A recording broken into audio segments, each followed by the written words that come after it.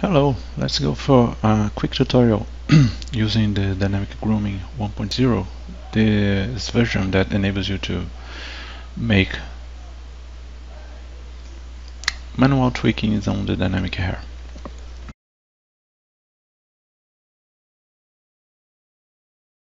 Important thing, problem with Blender that I couldn't figure out how to update the information of the hair, so it only works after you put a keyframe on the object. Let's do it now. The example, and I show the problem and how to solve it. Let me add a hair and let me decrease to 200 fibers, size 2. This will make things go faster because it's less data. Okay, now you have the hair. You can enable here, you enable the dynamics. Here you can control the dynamics and just press play and there you go, hair with dynamics. But if you, for example, want to tweak this lower part, you wanna make it move a different way, you can do this. First, dynamics simulation usually is heavy process, so let's see a good amount of information for us to test. Let me put to frame 50, so I put here the 50 to end on the frame 50, and this will be the part of I'm gonna tweak.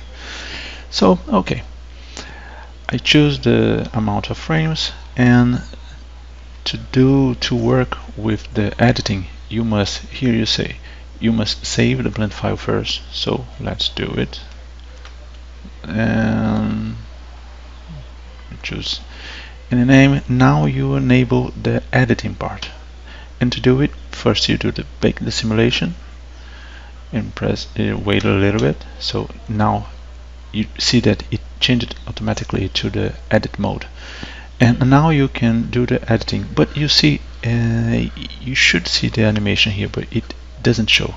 That's because of that part of the problem that I couldn't find another way to solve it, only by adding a keyframe on the object that has the hair. So I'm going to toggle back to the object, and now I'm gonna add just a simple keyframe. It's enough. And now if I play, you can see it's in edit mode and with the animation. So now let me edit 10 frames. Let me go back to the add-on, and one important thing, what it's the way to work here. You can use those buttons. There are 3 important buttons on this part. You can, let me change to the comb hair. You can use Control D and it shows that pop-up. If I want to change just the frame 44, I can make my editing. You saw that it was up and now it's down. I can move this to be more obvious, and I just want to change this frame. I press replace frame, so it saved this frame. So if I move backwards, you can see the hair is up here and now it's down the way I edited. But if you wanna edit a lot of frames, usually is what you want, it's complicated to do like that. So I made these 2 buttons, which is you can press here and it will save and go to the next frame. Now it's already edited, so I'll go to the next frame. It will save again, no problem. Now I can edit this one to go to that same place or almost same place, and I press here, so it saves and go to the next frame. So if I go back 1 frame, you see that both frames that I made some editing still the same way, and I can keep editing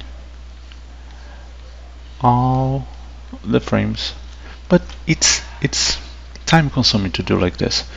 So another thing that I suggest to do is, it's not done yet, I can make it a hotkey so you don't have to edit it. Probably do that, but for now you have to go to the preferences and keymap. The place that I found very interesting to put it, it's in 3D view, or at least a place that it works. particle global, and I included these two options here, not option, these two settings, and that is I have this hair list replace frame hair local +1. It saves the current frame and go to the next one, and there's the other hair list replace frame hair local -1. It saves the current and go to the previous one. And I found a nice hotkey. You usually use the right and left key to go previous and next frame, so using Control right and Control left to save and go to the next frame are a nice option. So what I do to speed the process, I edit the strand, I press Control right, and it saves and go to the next frame, and like this I can work much faster. And it finished. I finished the editing of those 10 frames. Now I can see the way it is. You can see the animation is not good because I did it fast, so that's expected not to be good. I can, for example, if I want to do the editing just on this strand, I can select link it, and I can go more closer, and I can tweak it to better fits, and Control F to go back one frame. I can see it's moving better. I can fix this one, and so on. I think you get the idea. And with the editing done, we can update the data. So pressing here, it's gonna get this editing done, and it will replace the cache with another one with the editing. So you have here the hair edited, and you can use to render and everything else. And another thing important, if you're gonna move the object, it's problematic if you actually move the object. For example, let me create another one. No, I'm not creating another one, I'm gonna create this one, and I move a little bit. So, oh, I forgot to keyframe. Okay, I keyframed it. You can see the hair doesn't follow, so I'm gonna clear, delete everything, and you can go back. You can see now the dynamics go the way it is expected. I can bake the simulation again, so we get the new data.